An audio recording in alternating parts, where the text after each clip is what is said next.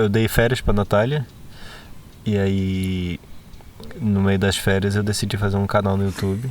Estamos inaugurando o primeiro Fala Animal, o podcast da fauna. E vamos responder as perguntas que a gente fez nos stories aí, galera que tá acompanhando aí. E a gente vai receber, vamos responder as perguntas que fizeram pra gente nos stories e vamos embora. Qual foi o ponto principal, inicial, para o início dessa jornada linda que vocês estão vivendo? Essa pergunta foi da Lali. Quando a gente se conheceu, os dois já queriam viajar individualmente. E a gente foi entendendo que o outro queria viajar de fato, por vontade própria, durante a nossa relação. Logo no início, né? Sim. Logo no início a gente já sabia que a gente queria viajar e logo depois virou um sonho comum. Eu tava também num trampo que não tava mais fazendo sentido pra mim.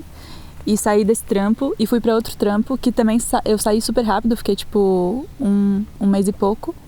Porque também não fez sentido, foi muito puxado. E daí, tipo, cansada, tá ligado? Aí Juan falou, vamos fazer uma empresa?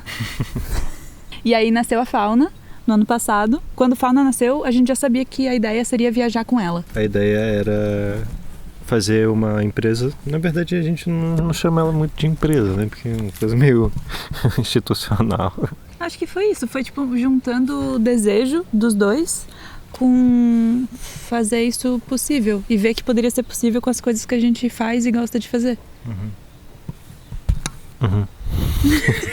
E fazer dinheiro, né? Porque se a gente não tem dinheiro, a gente não viaja. Então a gente economizou um pouquinho para ter um pouco de dinheiro para viajar e a ideia é que a gente conseguisse fazer esse dinheiro no processo, durante o caminho, né?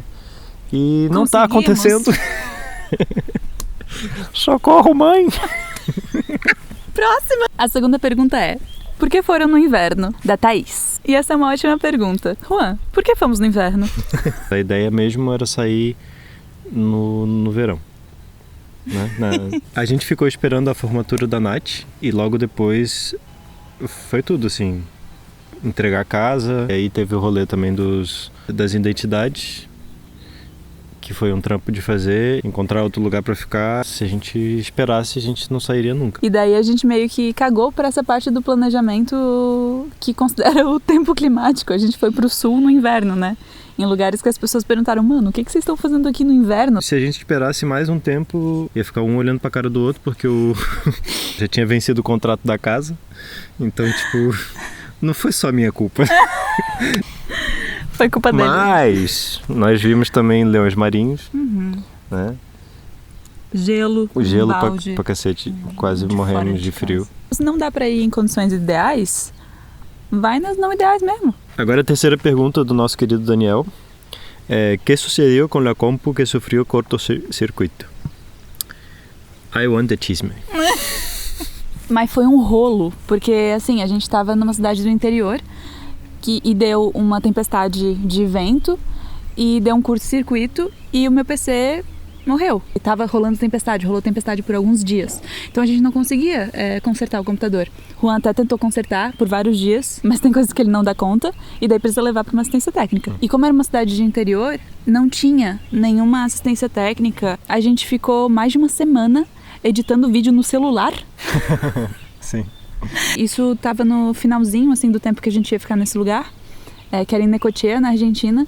E daí, quando a gente foi pro nosso próximo lugar, pro lugar seguinte, a gente parou numa cidade grande, que era Mar del Plata, e encontrou esse lugar maravilhoso e consertou o Note. Foi barato, foi bastante barato, foi uns R$320, assim, coisa que nunca conseguiria no Brasil. E um serviço de qualidade, um atendimento muito bom também. Foi muito bom, aí, bota aí o link aqui da galerinha. Então, ela passa bem. E essa pergunta já leva para a próxima pergunta, que é: maior perrengue até agora? Essa é a pergunta da nossa querida amiga, parceira e cliente, Dolce. Dolce Caralicote. Qual foi o maior perrengue até agora? Eu não sei, porque tiveram tantos. É difícil classificar, né? Tipo, dizer qual que foi o maior.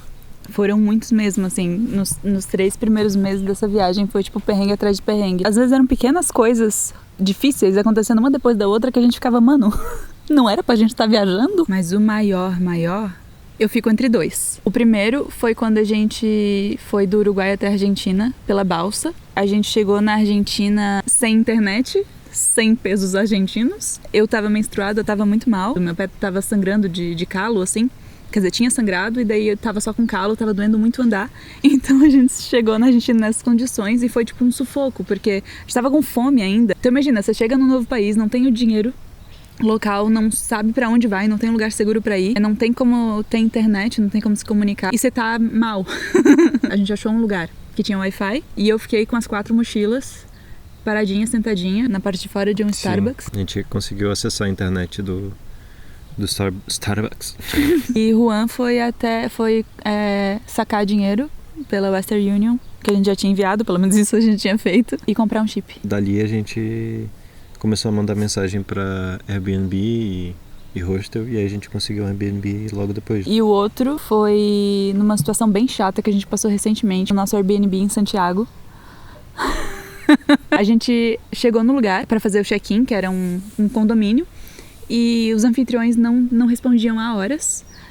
A portaria do condomínio não conseguia falar com os anfitriões, acessou a ajuda do Airbnb. Quando o anfitrião chegou, foi uma relação assim meio chata, não estava confortável, assim, a gente não estava sentindo seguro. Na manhã seguinte, a gente ia encontrar o meu irmão, que estava em Santiago também, com a companheira e os amigos, e a gente não achava a porra da chave do quarto. E a gente já começou a confabular, assim, achar que achar que os anfitriões tinham tirado a chave da gente pra gente ficar nessa e roubar as nossas coisas. É complicado, né? Porque quando você viaja, você tá com tudo ali. Então é muito inseguro. O risco de ser assaltado e roubarem todas as coisas que você tem é possível, né? Acabou sua viagem. Fudeu. Eu acho que esse foi o maior perrengue, na verdade. A questão da Argentina tinha a casa do meu pai para ir, então não era tão problemático assim. Mas no Chile, não. No Chile não tinha para onde ir. Bateu um desespero, a gente ficou, acho que foi mais de 1 hora procurando essa chave. E no final ela tava no cantinho da minha pochete.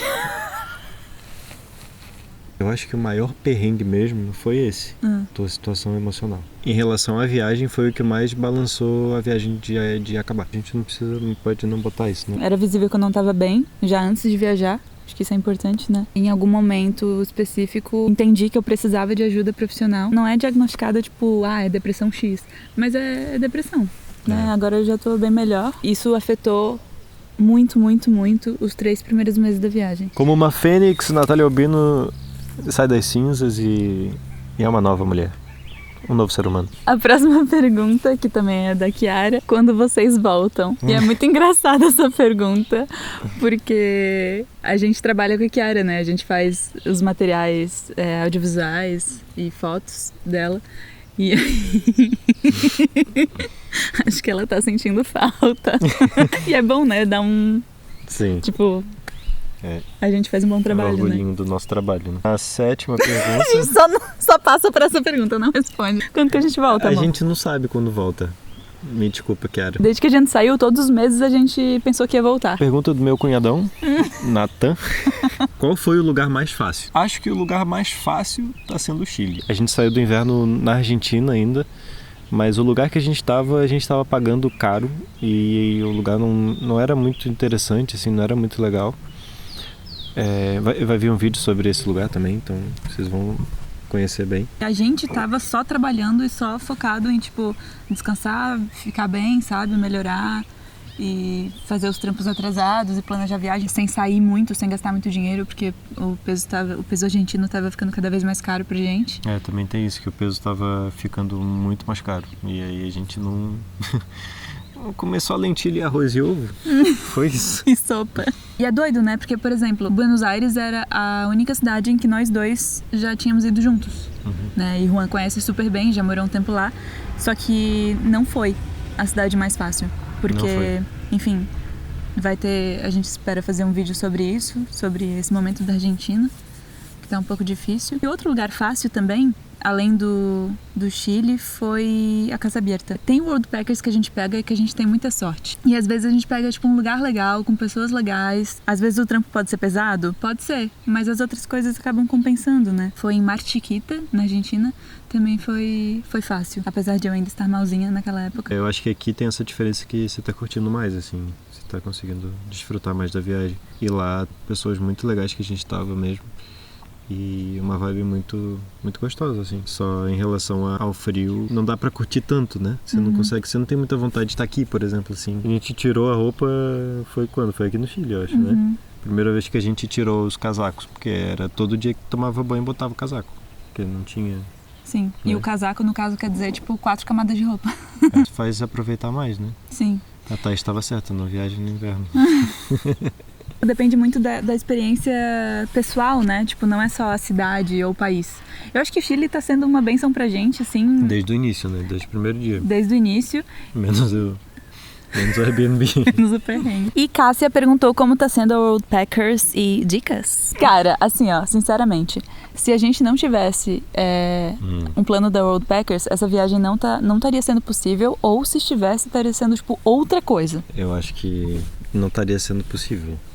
Economicamente, eu tô viajando e já tô pensando assim, pô, cara, quando eu tiver um terreno, eu vou construir uma casa e vou botá-la pra alugar. No Airbnb. Nada a ver com World Packers. Nada a ver com World Packers. Porque é muito caro.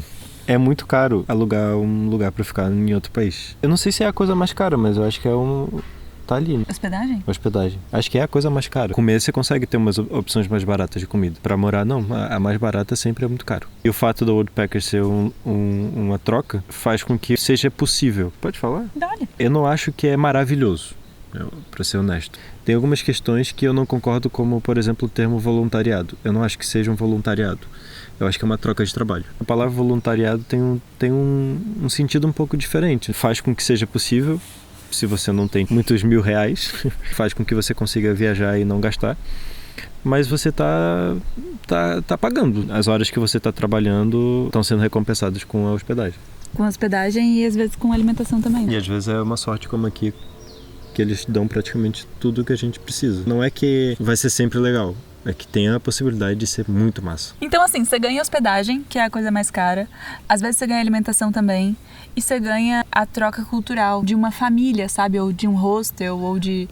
você troca com pessoas daquele lugar. Então você tem alguém de confiança já nesse lugar. Às vezes você tem amigos. Aprende várias coisas, né? Como capinar. Usar enxada. O que fazer quando vem um escorpião. Sim. Colar cano. É bem massa. Quem quer construir uma casa como eu no futuro pra botar no Airbnb, eu aconselho. Mas assim, uma coisa que pra gente não faz muito sentido, não é muito bom, é que, no geral, tá pedindo muitas horas. E, cara, o nosso tempo é muito valioso. Embaixo de mim. Sali, Danka, Sali. Daí a gente vai pras dicas, né? Eu acho que fazer um perfil sincero, sabe? Escrever quem você é mesmo, do jeito que você quiser escrever, porque quem vai ler o seu perfil, ele quer saber de fato quem você é, sabe? Não importa se você tá indo pra uma vaga e voltando pro seu país de origem, ou se você tá fazendo como a gente, né? De ir em várias e viajar a longo prazo. Existe um estereótipo do viajante, mas ele não é o que sempre as pessoas querem, né? Os anfitriões querem na sua casa. Então acho que é importante você ser sincero, fazer um perfil... assim, honesto com você mesmo. E procurar bem as vagas que você quer, sabe? Tentar se imaginar nesse lugar. Dar uma stalkeadinha por fora. Usem os filtros, essa é uma dica. Usem os filtros com sabedoria. A dica é, você pode visualizar todas as vagas sem ter uma conta. Sabe? Você pode ali botar o filtro que você quer. Quero trabalhar até tantas horas. Quero tal mês. E a dica final é usa o nosso cupom, né, Bi? Você ganha $10 de desconto. E a gente também ganha uma comissãozinha. Se tiver alguma pergunta específica, assim, pra fazer... Bota nos comentários aí e nós responde. E a última pergunta vai para... A última pergunta, mas não menos importante, é... Como se sentem em Limache? Essa horrível, pergunta horrível. É uma alpa. A pergunta da nossa anfitriã, maravilhosa. Aí a gente tem que dar uma mentidinha. Mentira. Quem fez essa pergunta foi a Maite. Como você se sente em Limache, Natália Albino? Fala pra gente. Eu me sinto abraçada e me sinto livre ao mesmo tempo. E isso é muito bom, sabe? É um conjunto muito específico. E é doido, porque aqui tem muitos perigos, né? Tem perigo de incêndio, tem aranha nova de vez em quando, tem escorpião, tem cobra. Socorro! A gente tá fazendo trabalhos físicos no geral e isso tem sido bom, porque a gente usa o corpo, sabe? A gente cansa, a gente... O fato da gente conseguir completar tarefas e a gente ver o resultado disso acontecendo faz muito bem. bastante dopamina. A gente tá capinando, a gente vê o que a gente tá capinando. Isso aqui, ó, foi a gente que fez. Diferente de um trabalho mais intelectual, que às vezes você não sabe o que você tá fazendo, sabe? E aí você tá ali meia hora ali, tec no computador, e você não tá vendo o resultado daquilo. Então, o trabalho manual tem essa particularidade que é muito bom você conseguir ver o que você tá fazendo. Eu passei o meu aniversário aqui, né? E isso foi legal, porque a gente sabia que a gente estava escolhendo uma vaga onde a gente ia passar o meu aniversário. E daí a gente teve um olhar um pouco mais crítico para essa vaga, e no final das contas foi muito bom. Tá sendo muito bom, né? Tem bicicleta, cerveja quase todos os dias. Às vezes vinho. A gente adora, né? Quer conquistar a gente ali, ó, só. E bastante fauna, né? Como vocês podem escutar. Muito obrigado pela presença de vocês, pelas respostas de vocês, pelas perguntas de vocês. Muito obrigado pelas perguntas. Eu particularmente adorei responder essas perguntas de você para dizer por você. Eu particularmente também adorei responder essas perguntas. E esse foi o primeiro Fala Animal! De muitos, a gente espera. Esse, na verdade, é o primeiro vídeo que a gente está gravando no formato digital, no formato horizontal. Vocês vão ver muitos vídeos na vertical. A gente não tinha feito material na horizontal porque nós somos idiota. Porque a gente pretendia publicar só no Instagram e TikTok. Muito obrigado. Obrigada. E tchau, tchau. Tchau, tchau. Au, au. Socorro.